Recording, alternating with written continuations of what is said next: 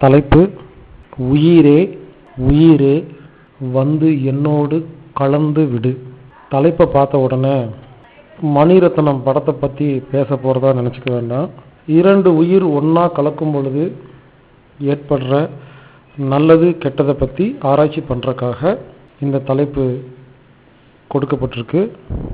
அதாவது கணவன் மனைவி இருவரும் உடலால் ஒன்று சேரும் பொழுது ஏற்படுற சில வித்தியாசமான சக்தி மாற்றங்களையும் நோய்களை பற்றி ஆராய்ச்சி செய்ய போகிறோம்.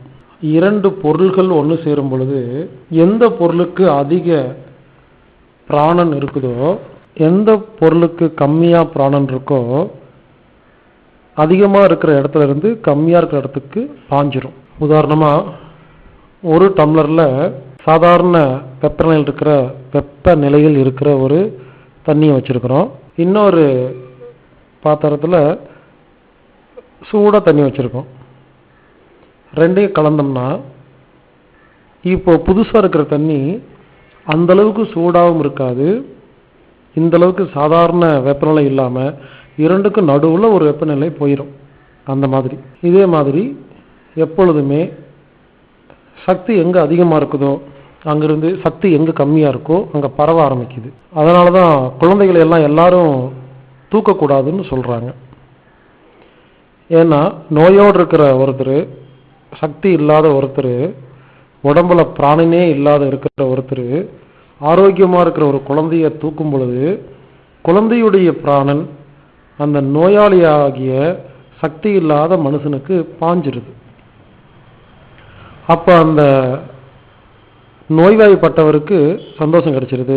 ஆனால் இந்த குழந்தைக்கு நோய் வந்துடுது. பக்கத்தில் போனாவே தொட்டாலே சக்தி பாயுதுன்னா உடல் உறவு செய்யும் பொழுது கண்டிப்பாக இது 1000 மடங்கு அதிகமாக சக்தி பரிமாறப்படுது. இதை பற்றி யாருமே பொதுவாக பேசுகிறதே இல்லை.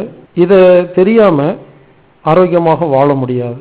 அதனால் நம்மக்கிட்ட சிகிச்சைக்கு யாராவது வந்தால், கணவன் ஆரோக்கியம் இல்லாமல் இருந்தால் அவருக்கு மட்டும் ட்ரீட்மெண்ட் கிடையாது, சிகிச்சை கிடையாது.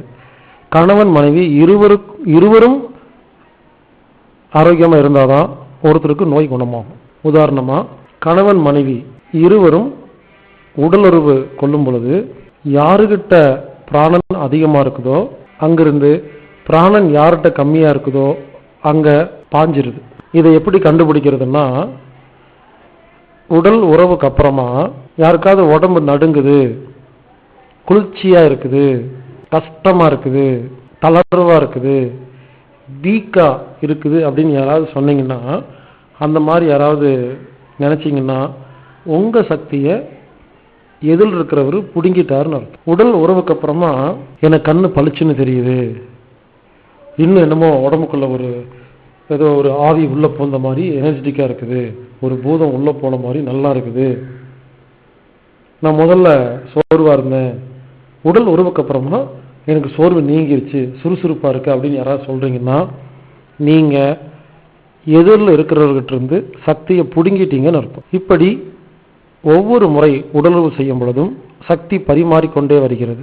நம்ம குடும்பத்தில், ஊரில் நாம் பல விஷயம் கேள்விப்பட்டிருப்போம். ஒரு ஆண் ஒழுங்காக வியாபாரம் பண்ணிட்டு இருப்பார், நிம்மதியாக இருப்பார், சந்தோஷமாக இருப்பார், சக்தியோடு இருப்பார், திடகாத்திரமாக இருப்பார். திருமணத்துக்கு அப்புறம் பார்த்தீங்கன்னா டல்லாகிடுவார், வியாபாரம் ஒழுங்காக பண்ண மாட்டார், அவருக்கு சக்தி இருக்காது, நிம்மதி இருக்காது. காரணம் என்னென்னா, அந்த மனைவி இவர்கிட்ட இருக்கிற உயிரை, பிராணனை டெய்லி பிடுங்கிட்டே இருக்கிறனால அவர்னால பழைய மாதிரி வீரியமாக ஆரோக்கியமாக வாழ முடியலை. வீட்டில் சொல்லுவாங்க, மருமக வந்தா எல்லாமே போச்சு, பிஸ்னஸ்ல நஷ்டமாயிருச்சு, தொழில் ஒழுங்காக நடக்கலை, அவனுக்கு நோய் வந்துருச்சு, எல்லாத்துக்கும் மருமக தான் காரணம் அப்படின்னு சொல்லுவாங்க. இது ஒரு விதத்தில் உண்மைதான். அதே மாதிரி சில ஆண்கள் சக்தி இல்லாமல், தொழில் ஒழுங்காக செய்யாமல், நிம்மதி இல்லாமல் சுற்றிட்டு இருப்பாங்க. திருமணத்துக்கு பிறகு அவங்க ஒழுங்காக வியாபாரம் பண்ணுவாங்க, ஆரோக்கியமாக இருப்பாங்க, நிம்மதியாக இருப்பாங்க. அப்போ என்னென்னா, இவங்க அந்த மனைவிகிட்ட இருந்து உயிரை, பிராணனை தினமும் வாங்கிட்டு இருக்காங்கன்னு அர்த்தம். இப்படி சில காலகட்டத்தில் ஒருத்தர்ல இருந்து இன்னொருத்தருக்கு பரிமாறிட்டு இருக்கும். சில நேரங்களில் ஒருத்தருக்கு தீந்து போயிடும். இன்னும் உதாரணம் சொல்லணும்னா, கணவன் அருமையா வியாபாரம் பண்ணிருப்பாரு, ஆரோக்கியமா இருப்பாரு, சொத்து சேர்த்திருப்பாரு, நல்லா போயிட்டு இருப்பாரு.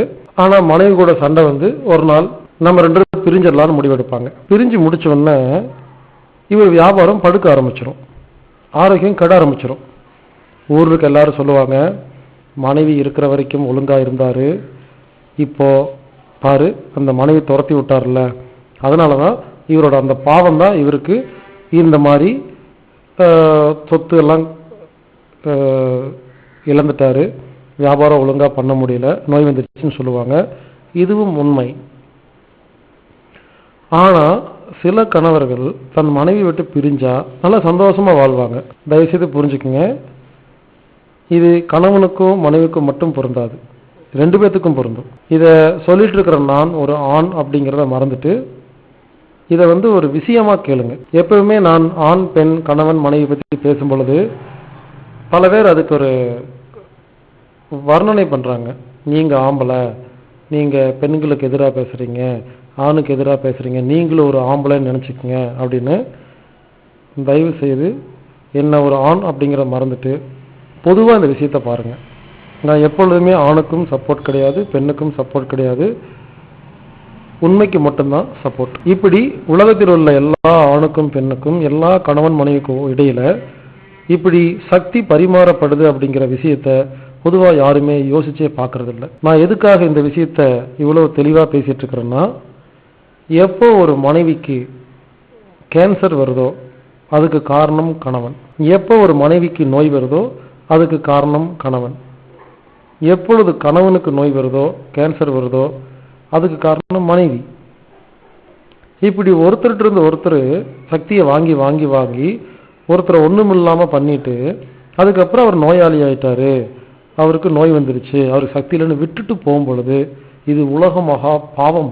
தமிழ்நாட்டை சேர்ந்த ஒரு மூத்த அரசியல்வாதி மாதம் ஒரு முறை சிறு வயது பெண்ணை திருமணம் செய்து கொண்டு வர்றார். இது பல பேத்துக்கு தெரியாத ஒரு அதிசயமான உண்மை. அந்த அரசியல்வாதியோட உயிர் இன்னைக்கு போகுமா நாளைக்கு போகுமான்னு எல்லாரும் எதிர்பார்த்துட்டு இருக்கிறாங்க. ஆனா அவர் வாழ்ந்துகிட்டே இருக்காரு. அதுக்கு காரணம் அவர் கூட இருக்கிற சில ஜோசியர்கள் அவருக்கு ஐடியா கொடுத்து இப்படி சிறு பெண்கள் இருந்து சக்தி எடுத்துக்கிறது மூலியமா உங்க ஆயுசை அதிகப்படுத்திக்கலாம்னு சொல்லி கொடுத்து அதை அவர் செஞ்சுட்டு வர்றாரு. அமைதிப்படை படத்துல கூட சத்யராஜ் அந்த மாதிரி காரியத்தை செய்வார். புரிஞ்சுக்குங்க, எனர்ஜி ஒரு இடத்துல இருந்து இன்னொரு இடத்துக்கு பாயுது. உடனே எல்லாரும் இந்த மாதிரி பண்ணுங்க நான் சொல்றதுக்காக பேச வரல, ஒரு விஷயத்தை புரிய வைக்கிறதுக்காக நான் பேசிட்டு இருக்கிறேன். ஏன் இந்த விஷயத்தை பேசுறோம்னா, இந்த விஷயம் தெரியாம பல வீடுகள்ல விவாகரத்து நடந்துட்டு இருக்கு, பல குடும்பத்துல நிம்மதி இல்லாம வாழ்ந்துட்டு இருக்காங்க, பல பேருக்கு பல நோய் வருது. எந்த ஸ்கேன் ரிப்போர்ட்லயும் எந்த பிளட் டெஸ்ட்லயும் எதுவுமே தெரிய மாட்டேங்குது, எல்லாமே நல்லா தாங்க பண்றேன், ஆனா எனக்கு நோய் வருதுன்னு கேட்டா உங்க சக்தியை இன்னொருத்தர் புடுங்கிட்டு இருக்கிறாரு. நீங்க இன்னொருத்தரை வாழ வச்சுட்டு இருக்கிறதுக்காக நீங்க இறந்துட்டு இருக்கீங்க. இந்த கட்டுரையை படிக்கும் பொழுது தைரியமா இருங்க, இதற்கு தீர்வு கண்டிப்பா நான் சொல்லுவேன். அதனால இனிமேல் உங்கள் கணவனுக்கோ மனைவிக்கோ யாருக்காவது நோய் வந்தா அதுக்கு காரணம் நாமளும் ஒரு காரணம்ங்கிறத புரிஞ்சுக்கிட்டு கணவன் மனைவி இருவரும் ஆரோக்கியத்தை அதிகம் பண்றதுக்கான வேலைகளை பார்க்கணும். உதாரணமா ஒரு கணவன் தினமும் போதை பொருளை குடிச்சிட்டு சாராயம் பிராந்தி விஸ்கி சாப்பிட்டுட்டு ஒரு நாளைக்கு ஒரு பேக்கெட் சிகரெட் குடிச்சிட்டு இருக்கும் பொழுது அவருடைய உடம்புல இருக்கிற எல்லா சக்தியும் விரயமாயிரும். இவருடைய மனைவி எந்த ஒரு கெட்ட பழக்கமும் இல்லாம வீட்டில் நிம்மதியா சாப்பிட்டுட்டு ஆரோக்கியமா வாழ்ந்துட்டு இருப்பாங்க.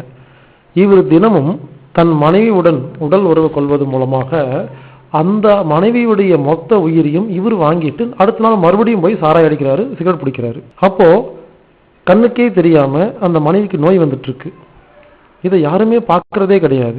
எனவே கெட்ட பழக்கம் உள்ள உங்கள் கணவனுடன் நீங்கள் ஒன்று சேரும் பொழுது உங்கள் உயிர் போகிறது என்பதை புரிந்து கொண்டு கணவர்கள் தயவு செய்து போதை பழக்கத்திலிருந்து வெளியே வாருங்கள். கர்ப்ப காலத்தில் பெண்கள் இருக்கும் பொழுது ஆண்கள் போதைப் பொருளை பயன்படுத்தி அந்த மனைவியுடன் ஒன்று சேரும் பொழுது குழந்தை ஊனமாக பிறக்கிறது என்பதை புரிந்து கொள்ளுங்கள். ஒவ்வொரு ஆணின் வெற்றுக்கும் பின்னாலும் ஒரு பெண் இருப்பாள் என்று கூறுவார்கள். அதற்கு காரணம் இதுதான். பெண் நிம்மதியாக சாப்பிட்டு வீட்டில் அமைதியாக இருந்து யோகா செய்து மூச்சு பயிற்சி செய்து மனசுக்கு பிடித்த மாதிரி வாழ்ந்து உயிர் சக்தி அதிகம் செய்து தினமும் ஆணுக்கு கொடுப்பதன் மூலமாக அந்த ஆண் சிறந்த முறையில் வியாபாரத்தை பார்க்கிறார். எனவே எந்த ஆண்களும் உங்கள் வியாபாரத்தை ஒழுங்காக செய்து கொண்டிருப்பீர்கள் என்றால் அதற்கு காரணம் உங்கள் பின்னால் உள்ள உங்கள் மனைவி என்பதை புரிந்து கொள்ளுங்கள். இதை புரிந்து கொள்ளாத பல ஆண்கள் நான் திறமைசாலி, நான் சம்பாதிக்கிறேன், எனக்கு திறமை இருக்கிறது, எனவே அவர் மனைவியை மதிப்பதே கிடையாது. ஆனால் அவர் மனைவியை பிரிந்த பிறகு அவர் வாழ்க்கை பாதாளத்துக்கு செல்லும் பொழுதுதான் இந்த உண்மை அவருக்கு புரியும். பல குடும்பத்தில் ஒருவர் தனது துணையிடம் இருக்கும் மொத்த சக்தியை எடுத்துவிட்டு அவருக்கு நோய் வந்த பிறகு அவரை விட்டு விடுகிறார்கள். அவரிடமிருந்து பிரிந்து சென்று விடுகிறார்கள். கிடைக்கும் வரை உயிரை எடுத்துவிட்டு இப்படி அம்போ என்று அவர்களை விடும் பொழுது அவர்கள் நிலைமை மோசமாகி விடுகிறது. எனவே இனி கணவன் மனைவி இருவரில் யாருக்கு நோய் வந்தாலும் அதற்கு இன்னொருவர் பொறுப்பேற்று இருவரும் சேர்ந்துதான் நோய்களை குணப்படுத்திக் கொள்ள வேண்டும். யாருக்கு சக்தி இழந்து விட்டார்களோ மற்றவர் அவர்களுக்கு உதவி செய்து சக்தியை கொடுப்பது கடமை.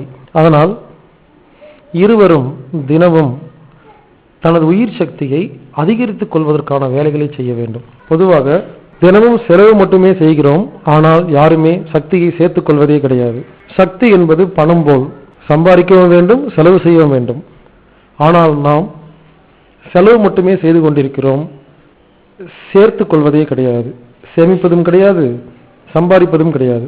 எனவே கணவன் மனைவி இருவரும் தினமும் யோகா, வாக்கிங், எக்ஸசைஸ் போன்ற பயிற்சிகளை செய்து சக்தி அதிகரித்து, தியானம் போன்ற பயிற்சிகள் செய்து சக்தி அதிகரித்து நாம் மற்றவர்கள் கொடுக்க வேண்டுமே தவிர அவரிடமிருந்து பிடுங்கக்கூடாது. அல்லது கொடுக்காவிட்டால் பரவாயில்லை, மற்றவரிடமிருந்து பிடுங்காமல் இருந்தால் ரொம்ப ரொம்ப நல்லது. எனவே யோசியுங்கள். நான் பல நோயாளிகளை பார்த்துவிட்டேன். பலருக்கு பல நோய் வரும் பொழுது அவர்களை ஆராய்ந்து பார்த்ததில் இந்த உண்மை புரிந்தது. எனவே இனிமேல் ஒருவருக்கு ஆரோக்கியம் கெட்டுப்போனால் இருவரும் சேர்ந்து சிகிச்சை எடுப்பதன் மூலமாக மட்டுமே குணப்படுத்த முடியும் என்பதை புரிந்து கொள்ளுங்கள். விரைவில் இது சம்பந்தமாக விளக்கமான ஒரு புத்தகத்தை வெளியிட உள்ளேன், காத்திருங்கள். அந்த புத்தகத்தில் பல ரகசியங்கள் அடங்கியிருக்கும். அநேகமாக 2005 அந்த புத்தகம் வெளிவரும் என்று நினைக்கிறேன். அந்த புத்தகத்தில் பல கேள்விகளுக்கு பதில் கிடைக்கும்.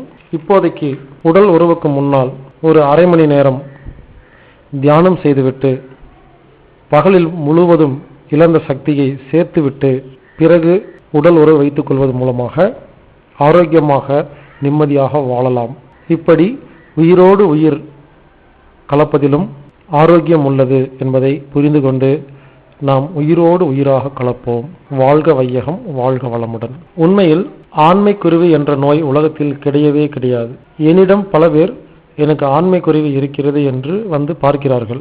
பல குடும்பத்தில் கணவன் மனைவி இருவரும் வந்து என் வீட்டுக்காரருக்கு ஆண்மை குறைவு இருக்கிறது என்று கூறுகிறார்கள். சத்தியமாக சொல்கிறேன், அப்படி ஒரு நோய் உலகத்தில் கிடையவே கிடையாது. ஒரு பெண் ஆரோக்கியமாக உடலில் உயிர் சக்தி அதிகமாக இருக்கும் பொழுது கண்டிப்பாக எந்த ஒரு ஆணாக இருந்தாலும் 4 நாள் சாப்பிடாமல் இருந்தாலும் தூக்கம் இல்லாமல் இருந்தாலும் அவருக்கு அந்த பெண்ணின் அருகே செல்லும் பொழுது ஆண்மை சக்தி உடனடியாக வேலை செய்யும்.